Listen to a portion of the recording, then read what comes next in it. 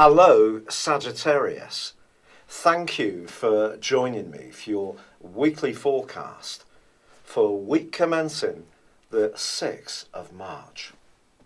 This week begins with the Sun and Mercury still contained in the part of your scope that's very much to do with your environment. Now, this can be your physical environment in terms of where you live. It could be about your workstation in terms of your job. But it also can be in terms of your inner environment, in terms of your emotional world, and anything to do with where you live, how you live there, and who with. Now, with the Sun and Mercury in this area, for some archers there could be an emphasis on redecoration, but there is also a possibility that something is going to be transformed at the very root of your existence in a very positive way. And this is because Pluto, the planet of truth, transformation, and also of secrets, is forging a very providential link to the Sun all this week. Now, Pluto's in a part of your scope that's to do with resources. It's to do with making sure everything's working in a nuts and bolts way, so you can balance the need to create improvements to your environment, but go about them in a way which can be long-lasting.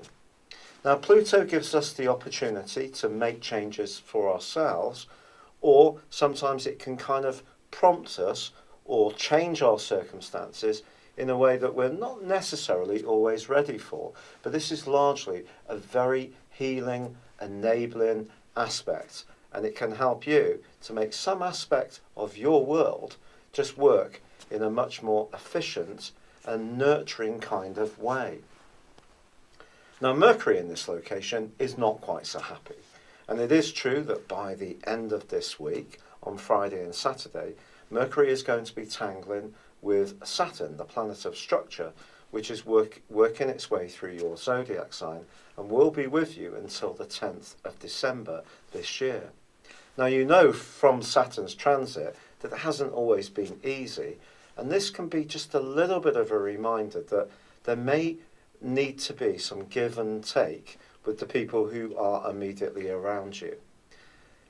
If there are people who provide particular support, your support systems, how you communicate with them is going to be important as this week draws to a close. But I think the real issue, priming that potential, is not Mercury square with Saturn. It's actually the role of your ruling planet, Jupiter. Now, Jupiter's forging a very buzzy, bright, and effervescent opposition to Uranus, which has been going on for some months now. You've probably noticed that there have been some changes around your social situation, or even around your romantic one, because there's a sense of movement and liveliness.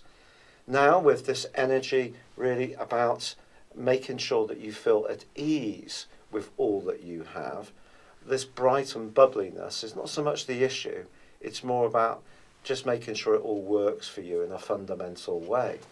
Yet Jupiter is continuing its right angle with Pluto from last week, and it's also forging a quincunx with the Sun.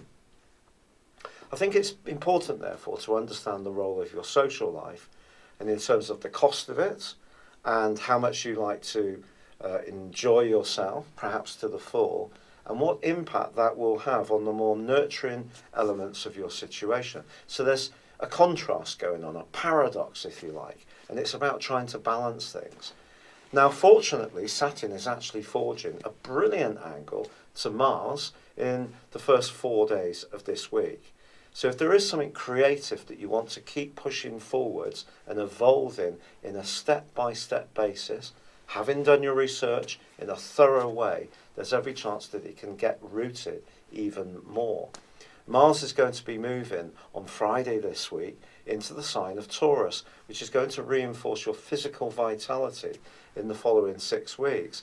You may surprise yourself by just how much harder and longer you can work. Your durability is going to come up, as is your stamina, which is going to be something that other people can be impressed by. But there is a full moon at the end of this week, and it's true that balancing how you interact with the world at large and those needs of that inner sanctum of your situation, how you relate to your own feelings around things, the people immediately around you, whether it is family or it is a partner or a flatmate, is important, but Uranus is in the mix too. And Uranus has been quite a free, radical influence for you over the last 4 or 5 years. Made you very restless and desirous of lots of continuous stimulation and change, particularly sociably.